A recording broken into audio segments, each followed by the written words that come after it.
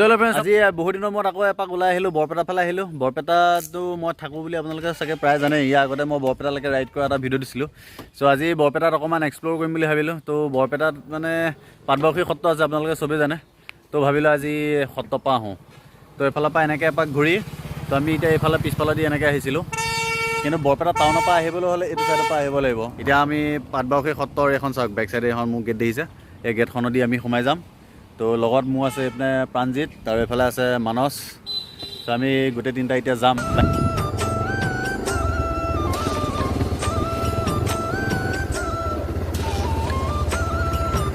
গুৰুজনাৰ দিনৰে বৃক্ষ। মই প্ৰথম বস্তুটো দেখিলোঁ, চাওক কিবা মানে অলপ বেলেগ লাগি গৈছে মোৰ মনটো। চাওক লিখা আছে গুৰুজনাৰ দিনৰে বৃক্ষ।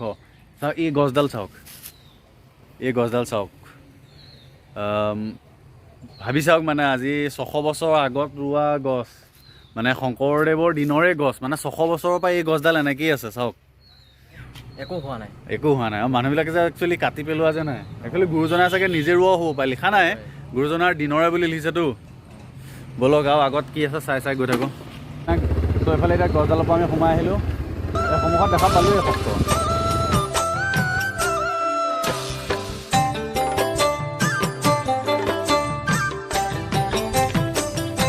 সত্ৰৰ মানে মেইন গেট এয়াই।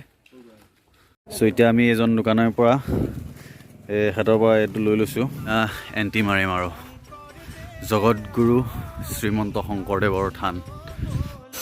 কৃষ্ণ কৃষ্ণ। শংকৰদেৱে প্ৰতিষ্ঠা কৰা এখন কিমান নম্বৰ সত্ৰ একে একজেক্টলি নাজানো। আহিছোঁ 18 বছৰ ইয়াতে আছিলে, ইয়াতে থাকি পেলাই আৰু মানে এইটো অসমৰ যিমান জেগা আছিলে এইফালে আৰু চবতে তেওঁ সত্ৰ প্ৰতিষ্ঠা কৰিছিলে। মই অহা জেগাটো চাওক না, কি মজা লাগিছে।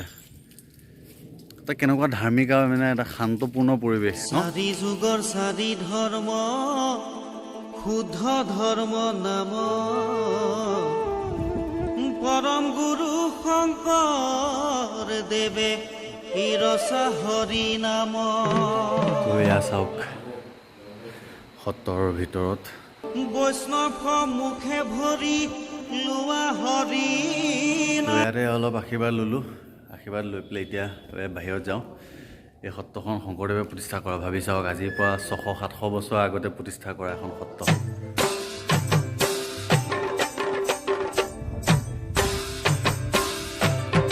তো এতিয়া মানে মেইন সত্ৰ এইখনৰ পৰা আমি এতিয়া ওলাই পেলাই বাহিৰলৈ আহিছোঁ। বাহিৰত আৰু কিবা কিবি আছে।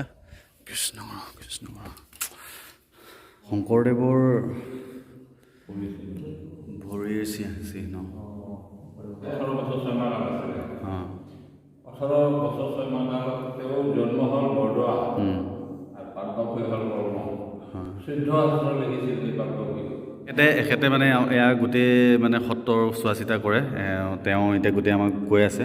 তো ইয়াত সেৱা কৰিলোঁ শংকৰদেৱৰ। মানে মোৰ কিবা ভয় লাগিছে, গম পাইছোঁ, সঁচাকৈ কৈছোঁ। মোৰ একদম মানে চিং চিংকৈ মাৰিছে, কিবা ভয় লাগিছে মোৰ কিবা এটা।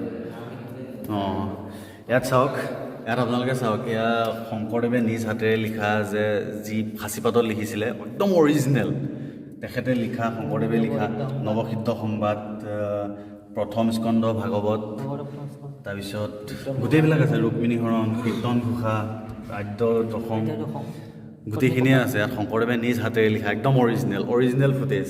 শংকৰদেৱে নিজ হাতেৰে লিখা এখন গুণমালাখন, যিখন একে ৰাতিৰ ভিতৰতে তেখেতে লিখি উলিয়াইছিলে, একদম অৰিজিনেল শংকৰদেৱৰ হাতেৰে লিখা একদম। তো এতিয়া আমি আহিছোঁ শংকৰদেৱৰ সহধৰ্মিনী মানে কালিন্দীৰ বাসগৃহলৈ আহিছোঁ। কৃষ্ণ।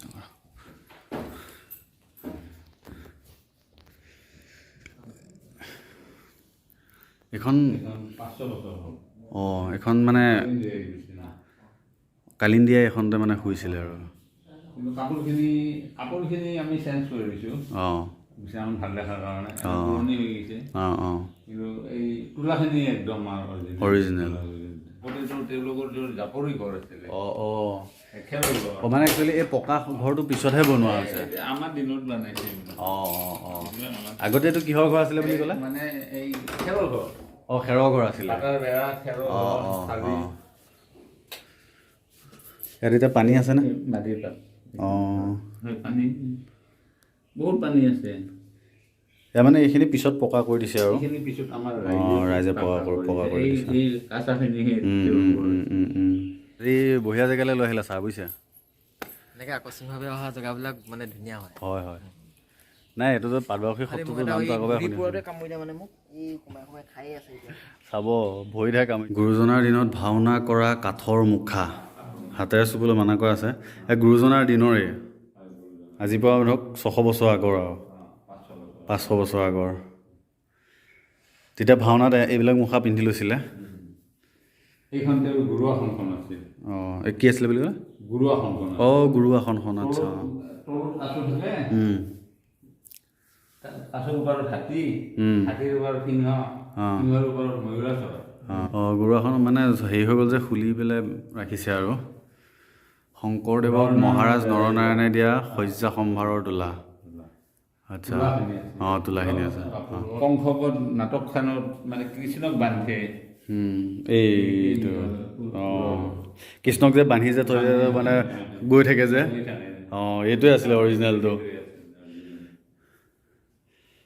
এইটো হ'ল ৰাৱণৰ মাথা আছিল ৰাৱণৰ মাথা তেতিয়া অৱস্থাটো আৰু মানে গাজাল চাজালৰ ব্যৱস্থা নাছিল এনেকৈ মানে বস্তুটো ব্যৱহাৰ আৰু এইকেইখন শৰাই কেতিয়া এই শৰাই দুখন দিছিল চিলাৰাই অঁ চিলাৰাই দিছিলে গুৰুজনাক মানে উপহাৰ দিছিলে আচ্ছা সৰু গছৰ বৰবিৰা অঁ এইখন বিৰাট বহি পেলাই তেওঁ শাস্ত্ৰবিলাক লাগিছিল অঁ শাস্ত্ৰবিলাক লিখিছিলে এইখন পীৰাত বহি পেলাই এইখন হ'ল তামোল দৰ্জা তামা অঁ তামৰ ফাৰ্ষ্ট মানে যেতিয়া মানে ফাৰ্ষ্ট কিতাপৰ হ'ল সাঁথৰ অঁ তেতিয়া তেওঁ এইখন তামোল দৰ্জা দি প্ৰথম সত্ৰ স্থাপন কৰোঁতে ব্যৱহাৰ কৰা তামৰ পাতৰ দুৱাৰ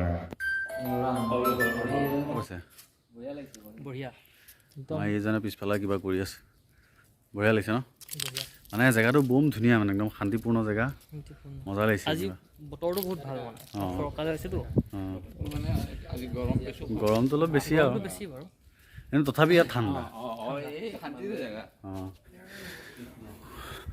গুৰুজনাই গা ধোৱা গৃহটো চাওক শিলাগৃহ তো শংকৰদেৱে ইয়াতে গা ধুইছিলে পিছত চাগে টাইল চাইলছ লগাইছে কিন্তু এইটো মানে শিলৰ আছিলে ঘৰটো চ' আহি বহু মজা লাগিলে আজি মানে হঠাতে প্লেন হ'ল এফালৰ পৰা আহি থাকোঁতে ভাবিলোঁ বোলো এপাক সোমাই যাওঁ বোলো পাটবাউসী সত্ৰ নামটো শুনি আছিলোঁ তাৰপিছত আহি গ'লোঁ আৰু চালোঁ ভাল লাগিলে এফালে এনেকৈ চব আৰু ছিষ্টেমেটিক আৰু এইপিনে বেক চাইডে এইপিনে এটা আছে দৌল মন্দিৰ এইফালে এইটো তো এয়া যিমান আছিলে আপোনালোকক পাটবাউসী সত্ৰত একদম অৰিজিনেল শংকৰদেৱৰ মানে মেইন বস্তুবিলাকত দেখা পালোঁ নিজেও দেখিলোঁ আৰু আপোনালোককো দেখালোঁ ভাল লাগিলে মোৰ কিন্তু যেতিয়া শংকৰদেৱৰ মানে ফুটপ্ৰিণ্টটো মানে ভৰিৰ যিটো চিহ্নটো ভৰিৰ চিহ্নটো মানে যেতিয়া দেখিছিলোঁ মানে মোৰ মানে কিবা বুকুখন ধপধপকৈ উঠিছিলে মানে ভয় লাগিছিলে মোৰ কিয় নাজানো মানে কিবা এটা মানে জানো মোৰ মানে এটাচ হৈ গৈছিলোঁ বস্তুটো ভাল লাগিলে আৰু সেইটোৱে তো এতিয়া যাওঁ পাটবাউসী সত্ৰৰ পৰা তো আজি এইটোৱে দেখালোঁ আপোনালোকে যদি ভাল পালে চেনেলটো ছাবস্ক্ৰাইব কৰিব আৰু লাইক কৰিবলৈ নাপাহৰিব লগৰ সকলোকে শ্বেয়াৰ কৰি দিব নাপাহৰিব